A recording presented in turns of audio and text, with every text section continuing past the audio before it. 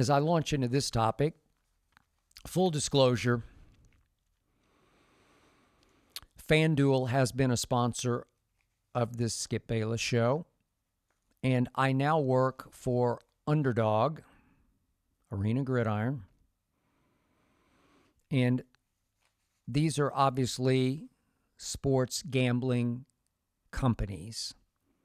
So, full disclosure, totally transparent, me to you, this is pretty obvious.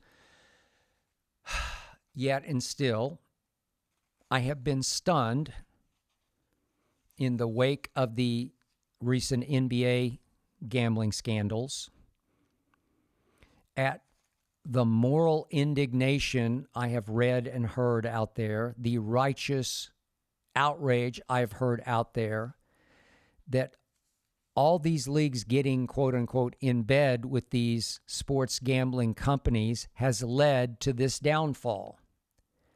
And I keep rolling my eyes and scratching my head, trying to figure out where this came from, as if these companies suddenly invented gambling, which is so utterly not true.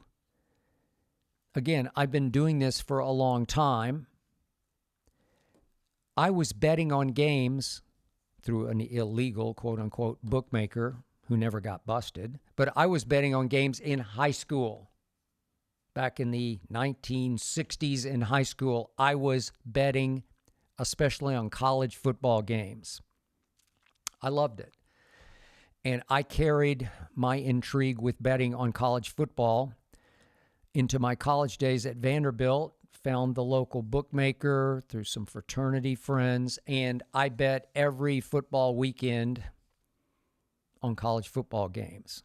Been going on for a long, long time. In fact, if you know your sports history, and I trust that you do, you know that there was the 1919 Black Sox scandal.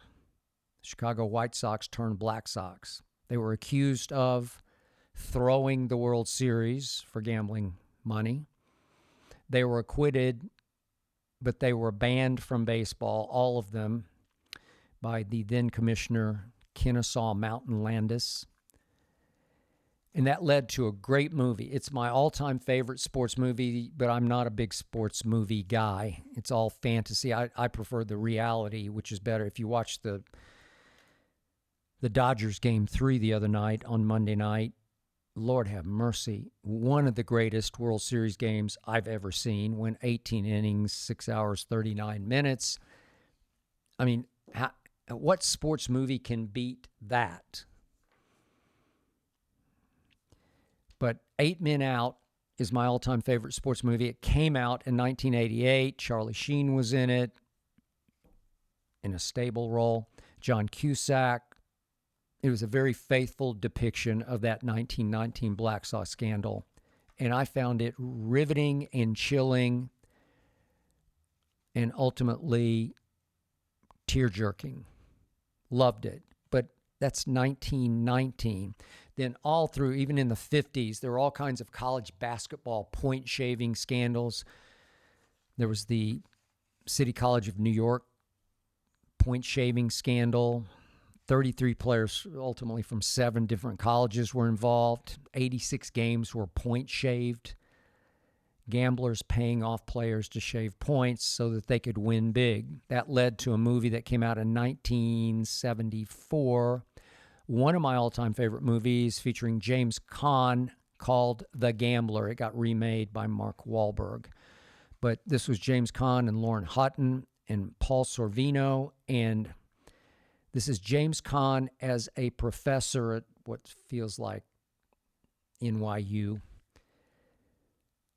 teaching literature, Dostoevsky, and had the point guard in one of his classes and sort of pushed the point guard into a corner to shave points so that James Caan could pay off his gambling debts that were growing by the night, betting mostly on pro basketball, I think, at that point.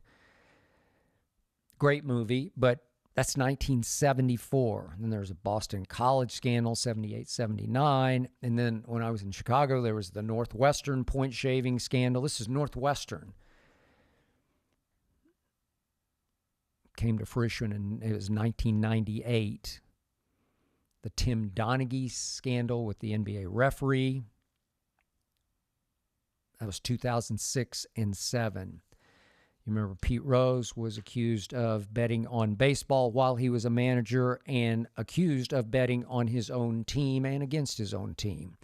And I can even go back to the 50s, the Alex Karras scandal. You might remember Alex Karras as an actor in Blazing Saddles playing Mongo. But Alex Karras was a really good football player, a defensive tackle, and he had a gambling scandal. It's just throughout sports history. And I'm saying these new gambling companies have led to this downfall. I think not. It's always there. It will always be there. People like to gamble. It's fun to gamble. You need to gamble responsibly. I did, as I've said before, I got to the point in college where I got a little bit in a hole, and then I got lucky with a game I bet on with my Vanderbilt Commodores at Ole Miss, now featuring Lane Kiffin. But at Ole Miss, my Commodores back door covered and saved me having to call my mother for some money because I didn't have any. And I just decided I wasn't going to bet anymore because it's just too crazy. But now I bet my pride constantly right and left on national TV and national videos, and I scratch my itch this way, but I'm blessed to do that. I don't win or lose any money, although I think when I left Shannon Sharp, I was up 70 cases of Diet Mountain Dew. Now Aqib Talib and I are 1-1 in our bets.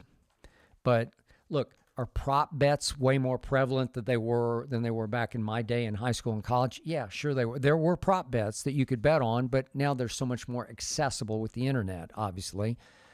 And changing point spreads from quarter to quarter, half to half, way more accessible. We didn't have that. So is that the ruination of sports? I think not. The point is education. Drive it home. Are there always going to be players who get in trouble, as maybe Terry Rozier got in trouble, where you get desperate and you become an easy target for gamblers who just want to, or maybe you want to bet against yourself in a prop bet and you can pull yourself from the game. You know, that's always going to be out there, but you need checks and balances, you need watchdogs, and you need to drive home to these players that you can lose your whole career if you fall prey to any of those who will pay you for inside information or pay you to do this or that, to point shave or whatever it might be. They're always going to be knocking at your door, and you have to say no matter the circumstance, because you almost certainly will get caught, you'll get busted, and your career will be ruined. But again, maybe I'm being self-serving here, but is this the fault of the gambling companies? That is ludicrous to me.